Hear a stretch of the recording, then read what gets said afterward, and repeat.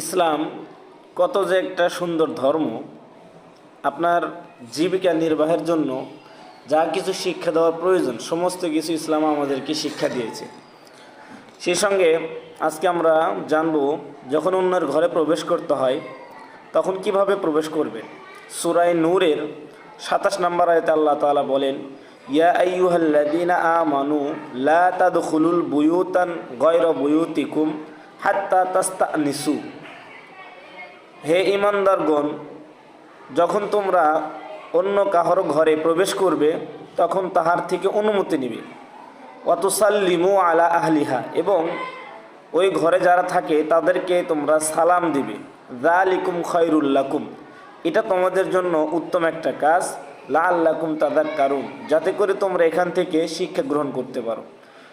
তো আজকে আপনি জানতে পারলেন যে ইসলাম ধর্মে যখন অন্য কারো ঘরে প্রবেশ করতে হয় বা অন্য কারো বাড়িতে প্রবেশ করবেন তখন কিভাবে আপনি প্রবেশ করবেন, সে শিক্ষাটাও আমাদেরকে কোরআন দিয়েছে।